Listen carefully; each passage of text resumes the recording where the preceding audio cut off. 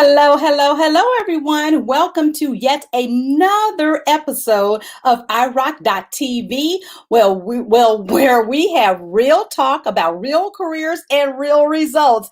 I'm so excited to have you all with me as always, either live or on the replay. I'm so excited about my guest on today. And I am going to make sure whoever's on, go ahead and share the broadcast. I see people joining right now.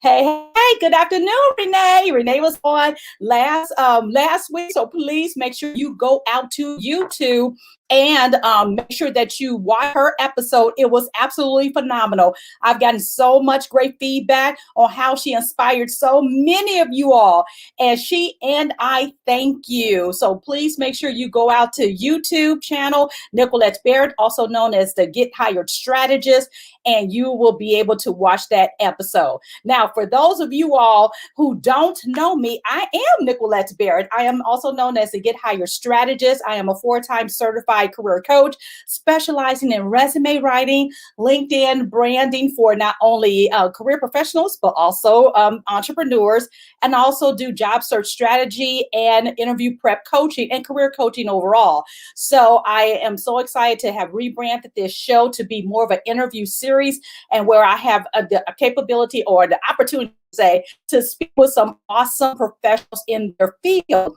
And what you get a chance to do is get a sneak peek into what they do, almost like a virtual job shadow, and get to hear firsthand what they do, how they got to where they are, some of the challenges, some of the successes, and some of the pitfalls and not so good successes as well, so that they can talk through it, so you all can see that, hey, we're real people too. Being in corporate America for almost in one organization, almost 30 years, y'all. I just thought about that. Oh my gosh, let me count up the age. But anyway, it's going by fast. Yeah, I know I only look like, 25? I know. Thank y'all. Well, anyway, so therefore, I'm excited to have my guest on. And before I get started, I want you all to please share the broadcast with your audience while I go to a quick break, and then I'll bring on my special guest, Precious.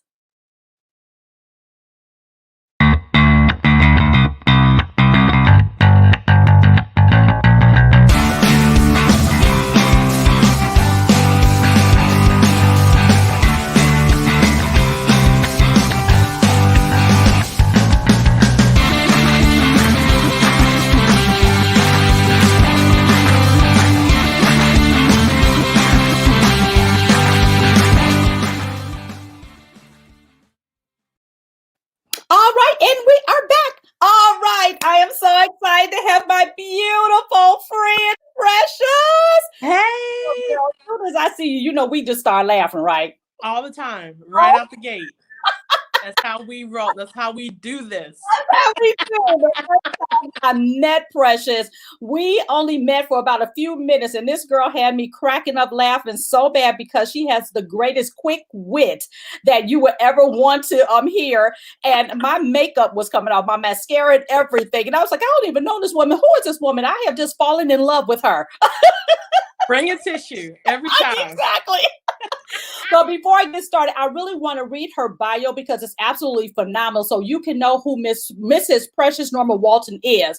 Now, I got a whole lot of designations behind her name. The one thing you will know is that she is an insurance guru. She hosts a CPCU, and she was my former vice president last year for the CPCU Dallas chapter, and I got an awesome opportunity to serve under her, and I'm still serving under her. She's also a newly awarded designee for the SHRM-CP, TRIP, AIC, AIS, AINS, and ACS. And trust me, y'all, she ain't done yet. So she is a risk management, insurance, and human resources professional. Precious Walton is the president of Lovejoy Risk Management Corporation out of Dallas, Texas. With over 15 years of insurance industry experience, she has served in personal lines claims, commercial underwriting, and agency management. Prior to her current role, Precious was VP of Account Management for Insurion, VP of Agency Operations for Lucky Truck, and Chief Operating Officer for Diamond National Insurance Advisors. She has also served as the president of the Dallas Chapter CPCU Society in 2020, and she holds active licenses as a risk management, property and casualty agent, life and health agent, and all lines adjuster, as well as 6 distinct insurance designations in which I've already read, and is a SHRM certified professional in human resources. And I love that she put her superpowers down. We're going to dig into those. Her superpowers are professional development and networking, agency management, continuing education, and sales coaching. On a personal note, Precious resides in Dallas, Texas, where her and her husband are raising 2 beautiful children. She is an avid reader, self-proclaimed foodie, and enjoys traveling and making memories with her loved ones over material possessions. Also as a woman of color in leadership, she is passionate about diversity, equity, and inclusion within the insurance industry. But no further ado, I bring you Precious Norman-Walton. Hello, Precious. Hello, beautiful. I was like, I need you doing just that as my like walk up. That's gonna be my new like. Girl, get me. I am your hype person. Bring me along. I would be right in the back doing like this, girl. I could do dancing in the chair a little bit better than standing up, but I would get you, girl. I'm here for all of that. Yes, that's a mouthful, and I thank you. Yes. But let me tell you, let me give honor and props where it's due. So the first time that we met, when you presented to the Dallas chapter for the CPCU Society, and you gave your pitch and your presentation on LinkedIn and how to really kind of level up your game, I took that wholeheartedly, and I went back and I was able to really expand and build a network, which really has become the platform for my personal brand and has just opened up doors. So thank you for all the wisdom that you share. Well, thank you. And you're talking about somebody who has mastered it. I mean, y'all, if you go out, number one, you need to go and connect with her on LinkedIn. She is a master. And what I love about what Precious does, she's not just a networker for her own self. She is a connector of people. Yes. So when she sees an opportunity, she has someone in her back pocket that she can pull up, name off 2 or 3 names just like that to connect you. So that's what the power of networking is all about. And I love that fact that you said, Precious, that is one of your superpowers, is being a networker. So, I know I read a lot of your bio, but I always love for my guests to talk about them as a person. So tell me more about who you are, Precious. So, that's interesting. I think that's an ever evolving answer. Right. And so, to kind of sum it up, just kind of like, what is my mantra? What is my, my mission is, I'm kind of a champion of the underdog and, a people supporter. So I'm that friend. Like, if you tell me you have a goal or that you're aspiring to do something, like, you can't not do it. I'm going to keep you accountable. I'm going to be that accountability partner. And so I've been so fortunate over the years, and it's really a testament to, just speaks to the importance of having a solid reputation. Oh my gosh. And let's hang our hats on that. What do you mean by solid reputation? Because you definitely have a solid one, because I've seen the magic. When you come in back and calling, they come running. Girl, talk about that. So a solid reputation means, consistency and accountability in a nutshell, right? If you're known for being a person of your word, for commitment, for operating in integrity, even when it's inconvenient, those are the things that kind of transcend your current role. And those are the relationships, because all of this is very relationship centric. And so when you honor relationships, when you ask questions, not just because it's your turn to speak, but you're genuinely interested in the response, it's a game changer, right? And so being genuine, being approachable, having a heart for, servant leadership is really just paramount to personal branding and having a solid reputation. Right. Now, tell me, what do you do now? So now tell me about this Lovejoy. Yes, ma'am. So thank you. Yes. So this is like, a very new transition. But it's been a long time coming.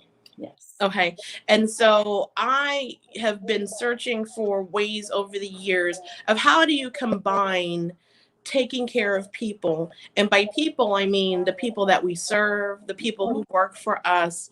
Like, it's not an either or. I think sometimes we go into it and we think that it's a dog eat dog world. And we're taught that there's winners and there's losers, and we forget that when you do right by people, especially the people who work for you and with you and that you're connected to, that carries far. We can lead a lot better by inspiration than we do by fear. And so in this space, primarily from a risk management perspective, I really think it's important that people understand that speculative risk can go both ways, right? So speculative risk is a gamble, okay? There's a possibility of winning or losing. Yes. And traditional risk management goes into situations preparing for the catastrophe. What are all the things that are going to go wrong? What are all the things that are seeking to take you out? But very rarely do we go into it with a thought of what happens if I win? What happens if I grow? Am I ready for that? What if this thing takes off? Right. And so that's why it's really important to work with someone who understands that insurance, while it's extremely important, is just a part of a larger risk management strategy. And so that's the Lovejoy risk management difference. Is you want to approach it holistically. So whether you've been in business for years, you're just getting started, or maybe you're just conceptualizing what is this thing going to look like. It's important to sit down and do an analysis. What is going well? Where are my opportunities? The SWOT analysis, right? And so, when you're able to weigh your strengths, your weaknesses, your opportunities, and your threats. And then you're able to customize a plan. So knowing this is what it looks like, how do I account for all of these different things? Some of them you're going to transfer. You may buy an insurance policy to kind of cover your bases here. Some of them may be leverage via finance, right? And so risk management is kind of the big sister of insurance. That's kind of the difference between a risk management firm and just an insurance agency. So it's very realistic.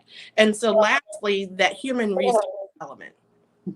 Unfortunately, and here's my soapbox, and I'll make it brief. Go ahead, girl. Is that too many companies and employees view human resources as being punitive. They only pull in HR when it's time for hiring and firing. And we completely forget that human resources is responsible for learning and development. Yep. Because you work a lot of places. It's like when you're hungry and you're in a bind and you have a limited budget and you might go through the drive-thru of some fast food place and you'll eat for a meal and you'll be satisfied, but did it actually nourish you?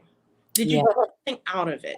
And so as we very strategically navigate our careers, we always need to be thinking about how am I going to emerge better and different than I showed up, right? Because it's got to be an evolution. Because otherwise, if we approach our careers as simply being transactional, the truth is you spend your time and you get some money, but you'll never get that time back. Yes. So bringing in resource element is super important for aspiring businesses, existing businesses, and being able to sit down and think about what is my human capital strategy? Do I just think about hiring when I have a need, or am I doing things right now to really establish my reputation as a solid employer that people would want to work for? If you don't have that reputation as a solid employer, it doesn't matter how much you're willing to pay. Nope. Okay, because we know we've had some conversations where you have walked away from some money. And so that's one of the things that I was really excited about coming on and sharing with, with the audience is how do you strategically navigate this? How do you know which experiences are going to really add to collectively where you want to go? Because just like when you put coordinates in your GPS, You can put an address, right? I want to go to the mall. Okay. Yeah. And so it's going to give you a couple of options, right? It's going to ask if you want the fastest route. Yeah. You want the shortest route. Do you want to avoid the tolls? Do you want the highways? But they all have the same destination. So there's multiple routes to get to a place. So as we look at our careers, as we think about our personal development, we have to begin with the end in mind, right? That's what Covey says. Yes. And so we have to be strategic, because as much as we feel like we're going to live forever and we're forever young, the reality of it is, when you think about scarcity of resources, just like you don't have unlimited funds in your bank account, unless you got one of those black cards. I don't know about that life. I'm not there. Yes. That's my bank tells me no, right? Right. Yes. We also have we have a finite number of years that we're going to be in the job force. Yeah. We have a finite number of days and hours. And so we have to really maximize that. And so if my aspiration is to one day take the leap like I just did and kind of open up my own shop, then I have to collect the experience along the way that I'm going to then use when I finally get to that place. But the key is, you have to believe you're getting to that place. Yeah. If I told you, Nickquolette, that I'm going to send you to the Bahamas, I'm going to pay for your way, I'm going to put you up at a hotel, I'm going to buy your flight, and all you have to do is pack. That's it. Then you would go and you would say, well, what do I have to wear? What's the weather going to be like? Am I going to swim? What am I going to do when I get there? So I think a lot of times we forget that when it comes to our careers, it's the same way. Yep. You wouldn't put your overcoat into your luggage because you only have so much space for so many outfits. If you're going to the Bahamas. And so we have to decide, what does success look like? Because that's going to be a very personal, individualized answer. There's no one size fits all. Are you looking for a lifestyle business where you're going to have the freedom to roam and do and enjoy? Do you want to build the next empire where you're going to be an employer of, millions upon millions of people? What does that defining thing look like? And what am I doing strategically to get there? And that is so powerful, because when you talk about, because I always say that I'm a career development strategist, and people like, well, what does that mean? It's not just about just coaching you and giving you the woo-woo, because it is about emotional, yes. But after I get through the emotional, being the career counseling part of it, now it's time to get to work. Let's create a roadmap with the strategy, with the tactics on what you need to do to get to your end goal. And people don't understand that. You can't wing it and wake up at 45 and 50, you say, oh gosh, now I want to do something about my career. You have to have those building blocks along the way. Now, if I was to ask you, what is the one thing you wish you had known when you began your career that kind of sort of led you there to understand it now and share with others?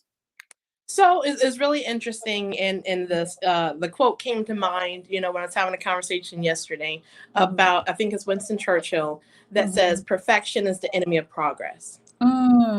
And so there's so many times and so many studies that show that there's a common mistake, oftentimes women, and I'll even dive deeper and say more so women of color, when it comes to the imposter syndrome. Yeah. Am I good enough? Am I ready? Are they going to support me? Am I going to be successful? And so we tend to be a little bit more hesitant to really rely on our capabilities.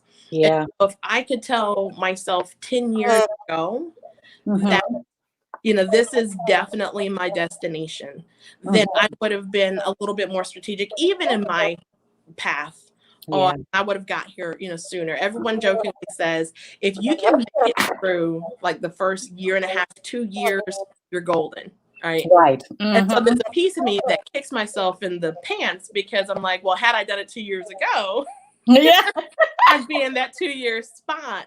Yes. But timing is everything. And so even though I've had folks, and you can appreciate, everyone has their little bits that they want to deposit into your ear, and you have to be very selective about who you allow to speak to you about your dream. Oh, and baby. And sometimes they're well-meaning. Yeah, You know, exactly. they're well-meaning. And so I've heard things like, why would you start a business in the middle of a pandemic? Is now the time. Right. Everything is so volatile. You know, why would you jump out there? You had a good job, you had a good salary, you know, you've got, you know, kind of the basis covered. You've got the family, you've got the career, you've got the income. And there are people that will tell you, and sometimes it's generational, right? Or sometimes it's cultural. Like Yeah. you want too much. Why Yeah. are you pressing? You've got it better than most. You Why? got enough. You've got enough. At this point, it's just greed or ego, or you're being selfish. Mhm. But when you really kind of dig down and understand that your abilities, we're all equipped with, you know, a gifting and an ability so that others can benefit from it. Yes. And so if I don't lean into it, and if I don't spread my wings as far as possible, and if I don't dare to take these, you know, bold strides, then I may be handicapping people behind me. So when you get out of your head and sometimes understand that it's got to be bigger than just this. Yep. I So love that. I yes. love that because that is so important because I always I did a live years ago about all feedback is not good feedback and you have to take it for what it is and also sometimes consider the source. So it piggybacks on that you're saying people they're well-meaning and sometimes people are just not well-meaning. And so therefore you have to look at the source and then dig deep inside of you to say, you know what do I really want? And really seek the guidance within yourself and those who will support you. Even sometimes if it's your own family members, you have to do that. And it's okay. So you have to still, like you said, dig deep. Now let me ask you this question. What is your biggest failure and what did you learn from it? Whew. Okay. My biggest failure was being strictly and exclusively money motivated. Mm, mhm, So I had accepted an opportunity earlier on in my career, mhm, because it was like it was laid out to be a salesperson's dream, right? mhm, I didn't have to do any outside soliciting or marketing. People were going to come to me. The product was already available. It was boom, boom, boom. It was just, what is it? Fish in a barrel, right? And so I said, okay, I can get with that. I'm looking around and there's some social proof. People are making the kind of money that they said that I was going to be able to make. And mhm, I said, hey, I'm not opposed to making money. Uh, what I didn't know at the time is mhm, that I was going to have to compromise on my standards, my mhm, ethics, and mhm. my morals, and how I went about doing so. Yeah. And in the insurance space, unfortunately, we have to always remember that as a professionally licensed individual, that when I speak, not only do I speak with confidence and people are inclined to believe me, but I also speak from a place of authority. So if I mislead people, Mhm, there are ramifications for that. mhm. So in this environment, it was just the focus was sell by any means necessary. Yeah. Even Mhm. if they didn't fully understand, even if it came across a little bit almost predatory, Mm. it was get the deal done. Oh, we've got people in other departments that'll handle it if they have buyer's remorse. Your job is just close, close, close. And I Mm. was torn because, Mhm. I was Yeah. newer, earlier in my career, earlier in my marriage, earlier in my finances, young children at home. And I'm thinking, am I being too like stodgy about this? Do I need to Mm. relax and go with the flow? Because there's a whole room full of people that are doing this every day, Yeah. but I couldn't sleep at night. I said, because Man. I got into this industry specifically with a desire to help. Yeah. And I didn't Mhm. feel good about what I did because I felt Mhm. like people were going with it because I was selling it. I was Mhm. closing them, I was giving them reassurances that I didn't even believe. Mm. And so if I had to do it again, as the old folks say, all money ain't good money. That's right. Mm-mm. Mm-mm. Yeah. Because there's an opportunity cost for everything. Yeah. And so when you're put in a position where in the short term it appears to be lucrative, but in the long term, that it's not sustainable, not for who you are. And that's why it's again super important to define those things Mhm. up front. before the door gets knocked on, before the opportunity is presented, you have to be able to set some parameters and say, for my next opportunity, these are my non-negotiables that have to be present, and table the compensation for now. Go back and get it, table it for now in the decision-making process, right? Because you have to say that I want to be in an environment where my development is a priority. Right. I want to be in an environment where I feel free to authentically and fully show up. I don't want to have to fake and shake and pretend to be someone that I'm not to go along and get along. Yeah. It's exhausting. Yeah. We already walk this tightrope. Yeah. We don't need nothing else. Because one little thing just knock us right off. Just one more thing, because you have to remind yourself, you're like, okay, am I being polite? Am I being approachable? Am I on my game? You know, there's so many outside forces that are already on us. I don't want to intentionally walk into situations that aren't sustainable long term. And so, you know, I'm not saying that, you know, just quit your day job right here and right now. But have a strategy and know that better is there if you want it. Yes. And how much are you willing to put in to get it? Yes. Now I'm gonna ask you a flip side. All right. What is your biggest success? And what did you learn from that? My biggest success was getting out of my own way. So I laugh about 2020 and now 2021 has really been the year of camera time for me. Because I have this thing that a lot of women are probably in the same boat, where I'll go back and I'll watch myself or I'll hear myself and I'm like, I can't stand that. Like, if you give me a chance, like, you remember back in the days when you used to like record your like outbound message. Awesome. You would text me, I don't think I did it. I think you did fabulous. What are you talking about? So you remember back in the day when, you know, you had like an outbound voicemail and you'd be like, take 2, take 20, take 30. And it's like, did I really, you know, is my mouth always look like that? What's up with my eye? Like, we're so self-critical. So I have a tendency that I pick at myself. And so I've backed out of opportunities and I've backed out of things because I've wondered, you know, is it going to come across right? Are they judging me? Are they looking at me? And so when I learned that, you know, it's time to, the content is really what people seek. That's what they're drawn to. You know, it's my hope I'm not too hard on the eyes. You understand? Yeah. But you're beautiful. But even the acceptance. So shout out to Meg McKean, which I absolutely adore, who works, you know, in this insurance, you know, consulting coaching space. So I posted a video, I think a couple weeks ago, talking about, you know, get on camera, get out there, get it done. And it was funny because all the comments that came back after her presentation had to do with her. So she's decided to not dye her hair anymore. So she's transitioning into, you know, accepting her gray hair. And so I shared with her, I said, I've been in the process of going gray since my 20s. So I'm pretty sure if I stripped all of the color out of my hair today, it's probably gray to the tips. Like, there ain't no more pepper in this salt. Like, it comes in. And let it be what it be, right? And so with COVID and, you know, lack of access and lack of willingness to put myself out there to sit in a shop to, you know, and so I said, hey, I'm just going to embrace it, you know. And so I found this group called Grombre, right? So we talk about like ombre where you have like, you know, the different colors.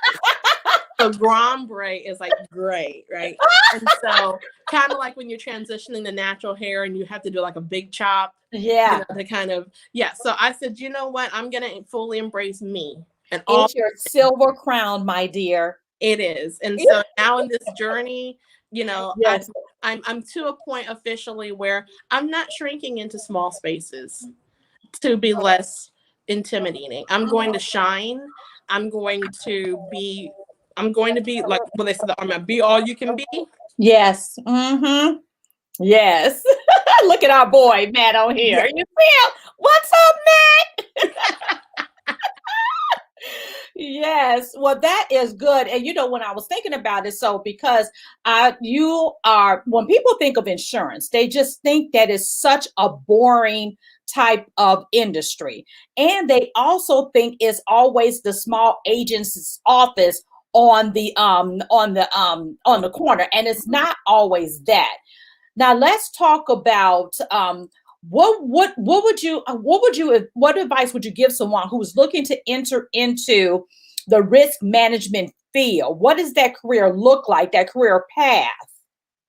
So one of the things that I love about this industry, I'll start from one end and I'll work my way kind of to the other, is that number one, insurance is the vehicle that makes all other business possible. Yeah. Insurance is the one common thread that makes all manner of financial investment possible. Mm-hmm. If you think about it from the personal transaction, if you bought a home and you had a mortgage, and if somebody said to you that if anything happens to this thing, you got cash money, settle up with us and pay off the balance of your mortgage, you could not buy the home. Yeah. Right. And so when you think about it as it is a necessary component that will be with just as stable as law, as medicine, as some of those other careers that we kind of put really high. Yes. That insurance is very integral to society, to commerce, to business, to all of those things. Number two, the barriers to entry, especially in my world, the agent broker space. When you go to school and you pursue higher education, whether it be your bachelor's, your master's, whatever you're working towards, you have very little control over how quickly the semesters can pass. Right? Sometimes it's cost prohibitive. We have so many of us, Nickquolette, that are strapped with student loan debt. Yeah. I had posted a couple weeks ago, I got like an email from Navient talking about checking in on you. I'm like, we're not friends. You know where to find me. I know where to find you. Right. But don't be cute. Don't do that. Right. So talking about, hey, just want to know. No. You, Sally, Mae, all of them. We are not friends. Right. So those things happen, right? And I'm not saying that it's not, there's a return on investment, but that's kind of a longer goal. Whether it's the claims handling space or the agency space, we require the only bar is a license. And a license requires one test at 70% or higher to become licensed. Yes. And so even if you're early in career and maybe you get your license while you're still pursuing some of the other things that you want to pursue, it is still a very viable, vibrant place to, consider when you're thinking about not just from a career perspective, but also from an entrepreneurial perspective. So sharing with someone the other day that the beauty in selling insurance is you have no inventory. Yeah. Shipping. Yeah. You don't have to house it. You don't have to stock it. You don't have to do anything, right? We're selling an intangible product that still has such a huge impact, right? Yeah. And so when I talk about, when I speak with and consult small businesses are looking to enter into a space, and oftentimes there's a dollar amount, right? And so they'll tell you, if you want to go into business, you need to have X number of thousands. If you want to go like a franchise opportunity, then you've got to have this credit score and these resources and that sort of thing. There's so many entry points in insurance sales. But then lastly, what I get all the time is people think that all there is to insurance is sales. Right? Oh, I don't want to sell. I'm just not good at selling. And I said, no, there's difference between high pressure sales and consultative sales. Yes. Because the secret is we're all selling. Yeah, we all are, no matter whatever role we're in. On your credibility, right? If you make a recommendation on anything, that is a sales pitch. And so people hide because the only difference is that there might be a monetary transaction, right? At the end of my pitch, I have to ask for a credit card. Yeah. Yeah. So, the people who are afraid of coming across salesy, this is definitely a space where what I do is I problem solve. I help people identify what's out there, find solutions on getting it covered, and then that way they have peace of mind that we've taken care of the things that are necessary. So your question about how do you get into risk management? I'm so excited that the academia world is starting to catch up to what we've known for years. And so rather than having to major in finance, risk management insurance programs are showing up on college campuses all over the place. Here in the Dallas-Fort Worth area, UT Dallas has a very vibrant, RMI program. University of North Texas, UNT, has a program. So there are programs if you're looking to go the traditional route in terms of, an educational pursuit. And then there are the designations. At our college level, hard as heck. Exactly. It takes a lot, but it's necessary. Yeah. You wouldn't want to be treated by a doctor where he's like, I heard about what you have. I ain't never met no one like you, but we're going to see what this book says. Let me pull up the Google and the YouTube. They better know. I need you to know that you know that you know before you pull out Scalpel the First. That you've got some time under your belt. That you don't want. You know what you're talking about. Yeah. You don't want your pilot to say, "This is just my second flight ever." He better not announce that. People will exit the back door immediately. And so, but it's worthwhile because you're handling people's livelihoods. You're helping them take these complicated, situations and break it down to actionable decisions. And so when I realized that that's really what it's about these decisions are necessary. And so if you can be that catalyst and that tool that guides somebody through it, that's what I fell in love with, because that fit who I was as a person, even prior to starting my career track. And so wherever you are, whoever you are, whatever that thing is, what is that thing that you're known to do? That thing that you lose all track of time because you're just so passionate about? What is that thing that people seek you out for? Because I think that's the thing about the authenticity. We don't have to go out there and learn a whole brand new thing oftentimes, but if we learn to hone our craft, then we can use what we have already. Kind of like when you go into the kitchen and you didn't make plans for dinner. And you're like looking in the cabinets. Let me see what kind of masterpiece I can create. I got some chicken. I got some pasta. We're going to work this out with what I got in this fridge. You don't got to go to the store. And you don't have to call for takeout or delivery. And so oftentimes we already have the tools. And so now we just have to sharpen them. Right. And so we have to plug in through mentorship, through education. With mentorship, there's formal and informal mentorship. LinkedIn, you can follow people. I always talk about, if you're interested in the thing, really kind of tap in and see what the buzz is. Be in the circle where these conversations are happening. Exactly. And I love the fact that you even talked about it being a consultative type of sale, because it's all about relationship building and really getting to know the people so that you can actually problem solve. So those are some of the things that you're interested in. Your problem solving, relationship building, and you want to become a consultant. Look at it from that perspective. Then a hard sales, like you're going door to door selling vacuum cleaners or encyclopedias like years ago, right? It's not the same. Absolutely. Because the consultative sale, it gives you a chance, first of all, to build rapport. And one of the basic needs of human beings, and I don't care who you are, is the desire to be heard, recognized, appreciated. You know what I mean? And so, I hate cookie cutter responses and answers.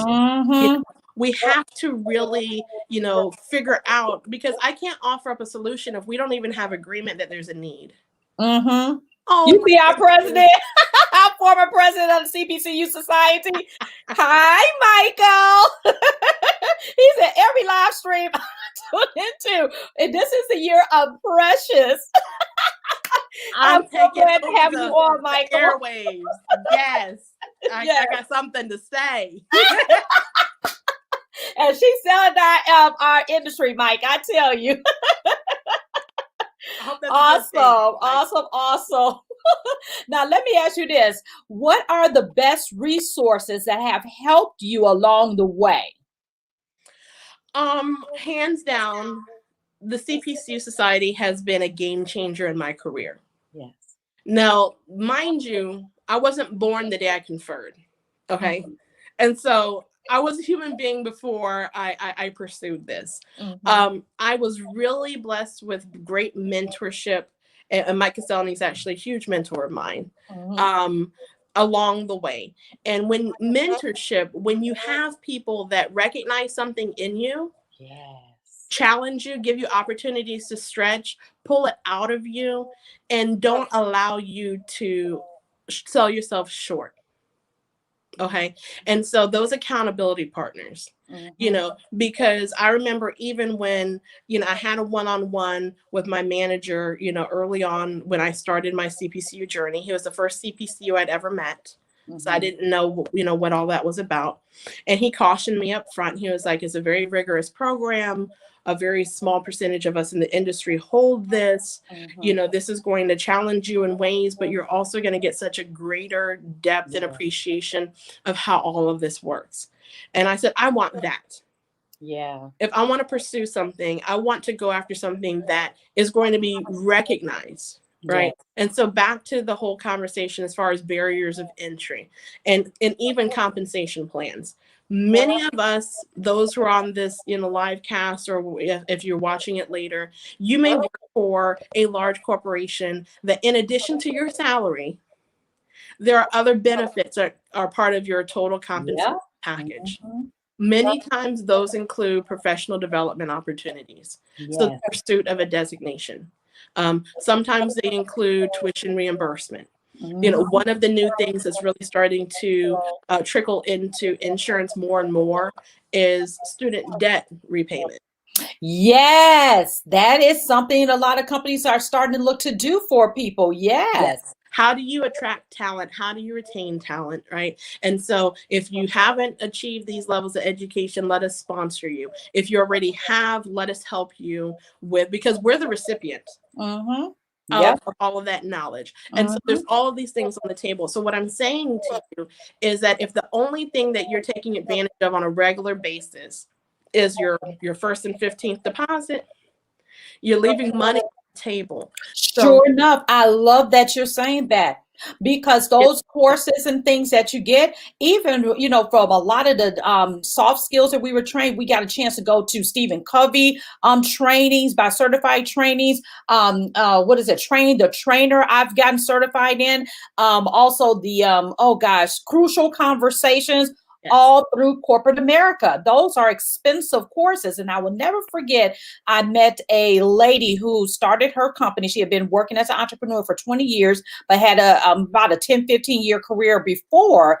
And she told me, as I was newly starting out with IROC, she said, take advantage of all the education you can while you're still in corporate America, because I didn't. And when I got out doing my own thing, I had to pay for those courses, and they're very expensive as an individual. She said, get all the learning that you can while you're there before you take the leap into entrepreneurship 100%. That was one of the best advice I ever heard. And that's so true. But even with the CPCU. Yep. Between CPCU, volunteerism, right? Yes. Because oftentimes, and I get that feedback a lot, you know, how do I, what comes first, the chicken or the egg, right? Yeah. I try to get the opportunity. They say I lack the experience, but where am I going to get the experience if no one gives me the opportunity? And volunteerism fits a huge need there. Yes. Because if you join an organization such as the CPCU Society, or there's so many different professional organizations out there, and you have the opportunity to lead a committee, assist with the project, guess what? All of those fancy verbs you can carry back over to the resume world, right? Yeah. This is your world I'm speaking to now. Yep, exactly. Yes, and I coach, if I get a client in that's doing nothing but going and doing the 1 to 15 deposit, I send them back and go do something. I said, you must have something to show that you're a well-rounded person, and that you're not going to get burnt out by being a worker bee. You need an outlet. Volunteerism is huge. And even at the high school level, right? Because for college applications and scholarships, they want to see what are the other activities you're involved in. You got the scholastics down, your GPA is solid. Do you do any community service? Do you plug into, you know, other opportunities? And so those are the places that are safe spaces to really give it a shot. You know, you can't get fired. We're not getting paid. All right. And you know what, when you're doing that kind of volunteerism, even when you get your corporate job, for those young people who are still in college and they are still volunteering, when they get to the organization, when they get to those volunteer opportunities, they're going to ask them, well, where do you work? They're branding the organization. They'll say the company name in which they work. So it goes far beyond. And even in some companies allow you time to do volunteerism. So though, and like you said, for the resume, it gives you those additional skill set that you can utilize. You may be not a title leader in your organization, but you may be a title leader in a volunteer organization where you have a lot of leadership skills. It doesn't matter. So the fact is that you're putting those skills to use in those different arenas. So that's excellent advice. People see you in a different light. Maybe at work you have a specific role and they know that you're a solid coworker. Yes. Get into the volunteer space and they didn't realize that you were a great organizer. They didn't realize that you had all these other superpowers. Right. That you get to see on a day-to-day because your scope at work may be limited. Now you get a platform where you get to shine and you get to connect with other professionals and other individuals that have a common, you know, a passion, especially in the volunteer life. And so, you know, they talk about, you know, depending on what level of employment you seek, some things, you know, there are ads, you know, that are posted, certain things, it's more of a tap on the shoulder. Right. And so, you know, in order to be approached, you have to be approachable and you have to put yourself out there and people have to know what it is you're aspiring to do. Yes. So so those are all good things. And these are free resources, right? I'm not saying exactly. You have to pay a dime. You have to pay a dime to raise your hand, to volunteer. And right now, you know, again, with everything being socially distanced, you can participate from afar. Yeah. Right. And I just signed up through NIA to volunteer to do a presentation for junior achievement. You know, AmeriCorps. Absolutely. There's so many different things that are out there. But you have, if you seek them, you'll find them.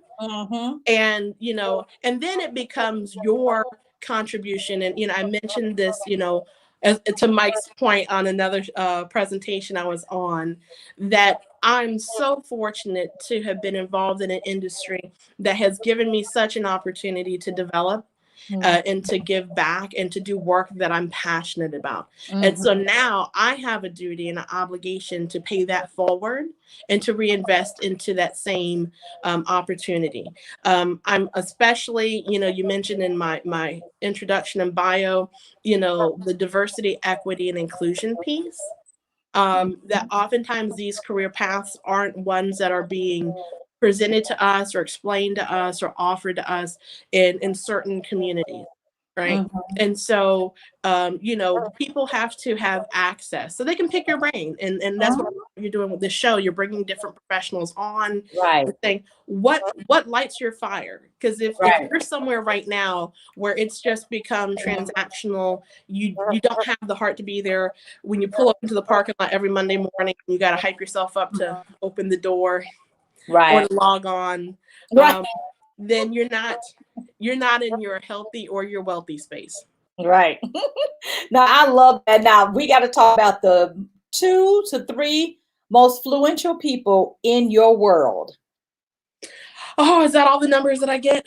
I know, right? Because I know you get that name a ton. So I'm like, yeah, just give me some of your high level, and not to, you know, disregard anybody else, but just what you think of right now. Right out of the gate, I have to thank my my better half, my husband, Aaron Walton. You know, I was very, you know, and I mentioned this the other day as well. You know, if you're not in a season where you have that sort of support at home and you're kind of evaluating if that's something that you desire and that you're seeking, you have to approach it at least to a little bit, you know, thinking about how are we going to support each other through the season. Yes. And I'm the first one to say that early in our marriage, my husband out-earned me by a significant amount. And we've gone through our various iterations and seasons. And so it's because I know that I have the full support of him and my family that I can take the risks that I need to, because they know it's really for the greater good for our whole family. So hands down, out the gate. And that's because I want flowers for Valentine's Day. Wink, wink. Right. If you're out there, get that? you know. So him first and foremost. Yes. You know, second biggest influence really in my career right now, you know, and I don't know if he's dropped off or not, is Mike Cassoni. Yep. You know, I had the opportunity of connecting with Mike through, you know, CPCU Society and leadership. And I still remember to this day, we had gone to the regional meeting down in San Antonio, and it was a much smaller crowd. And so we had different breakout sessions. And he had mentioned in that meeting the importance in having mentorship, and mentorship doesn't necessarily mean there's an age or generational difference. You can have older mentors, you can have younger mentors. And so when I've gone through some job transition, he has stood up and raised his hand and said, what door can I open? Who can I introduce you to? I'll never forget when, you know, I shared with him some of my, you know, ambitions and things that I, you know, plan to do. And he's here for it. You know, he was like, absolutely think that that's something that's not just possible, but doable, but inevitable. So, you know, definitely lean into kudos to Mike. Yep. So number 3 is not an individual, it's kind of a collective, right? You have to find your tribe. Yes. And so I have a group of very moving, progressive minded, successful women specifically, you know, have really held me up. You are a big part of that, Nickquolette. Because whenever I'm making a big move, if I know I need someone to, you know, just kind of help me think things through, you know, someone to pray with me, I know that I got a phone call, get on your calendar, and we can make that happen. Always. And I'm finding out even more, because that's, like we said earlier, everyone who's in your audience is not in your corner. Some people only like you where you are now because they know how to deal with you. And as you continue to grow, it's okay. There's going to be certain people that aren't going to grow with you. You know, I mentioned yesterday, it's like TSA. You know, you've got to decide how bad you follow this flight. Oh, did I freeze?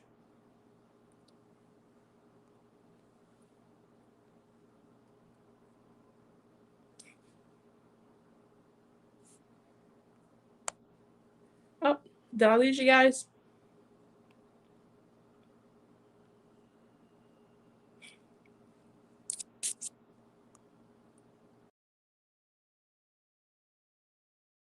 Is looking like, did I lose you, Precious? Are you still there? Okay, there you go. We have a little buffer. I'm sorry. No worries. I said, you know, look, the enemy didn't want that testimony out there, but it's all right. We're back. Yes. But yeah, find your tribe, find those people who genuinely love you. And most of the time you have to understand they have to love themselves to love you, and they have to come from a place of security. So if you're the smartest person in your circle, that's not a circle, that's a cage. And you have to expand, and you have to be willing to shed to grow. Wow, girl, you and your gems. Oh my gosh, Precious, this has been an awesome interview, in which I knew it would be. Thank you so much for agreeing at the last minute. I was like, girl, I need you on like this week, because you already filled out the information. I was like, she has a schedule. Where's my Precious? I need her now. And thank you for answering my beck and call to be my special guest on this episode. And I would say this is episode number 3 of the rebranded live stream show, now called iRock.tv. Real talk, real careers, real results. Now I'm gonna ask you one last question, Precious. When I say I rock, think about your career, your life, or whatever, and I want you to say I rock because why do you rock? I rock because I genuinely care about people and genuinely want to take care of people. So I don't know if I got stuck again. One more time. We buffered a little bit. Say it one more time. I said I rock because I genuinely care about people. You do. And when you genuinely care about people, whatever you put out there, you will receive tenfold. Yes. Well, thank you, Precious. You are awesome. I love you to pieces, and I cannot wait till we get on the phone again and just be laughing. And then, because we bad, y'all. It's so bad. We just whatever. Y'all should hear some of the stuff. She dropped a lot of great gems and analogies, but you talking about this wit. Oh, it's phenomenal. You just gotta hear some of this stuff. Well, I so appreciate you. Thank you so much for sharing your knowledge, your wisdom, and sharing us your expertise and all of, like I said, the gems, and you wear your silver crown well. And I just love you to pieces. Thank you so much for everything. Yes. And thank you to my audience. Now, where can they connect with you, Precious? So I am a LinkedIn champion, thanks to Miss Nickquolette Barrett. So Precious Norman-Walton, find me, connect with me. I'm on there all the time. I'm super responsive. If you want to talk with me one-on-one about anything that's come up, chat with Precious. Right. Chatwithprecious.com is my URL, so you can grab some time on my calendar. Yes. I mean, I love sharing and encouraging. And so whatever I can do that's meaningful, reach out, please. Awesome. Thank you. And to you all, this is something new that I'm doing. This is a listener and viewer supported program. Just buy me a latte. So go to buymecoffee.com/nbarrett and give a donation to support this program. Yes, there are costs to do these things, and it's a very small, just buy me a coffee, nothing major, but this is something new. It's a great little website that I got introduced to, and I will love it. And I will make sure that I recognize you at the next show. So next week, I got Amy coming on next week. And because it's Black History Month, Amy Warranty, she's going to be talking about diversity, equity, and inclusion, and her awesome work that she's doing and some books that she's written, and from her viewpoint on what makes the difference, what she's doing to make a difference in that space for women particularly, but for everybody involved. So I'm excited to have her on next week. But thank you all so much for joining me for yet another episode number 3 of the iRock.tv. Go to buymecoffee.com/nbarrett. Support the show. Thank you all so much. I'm going to go to my indie commercial, and I will see you guys next week.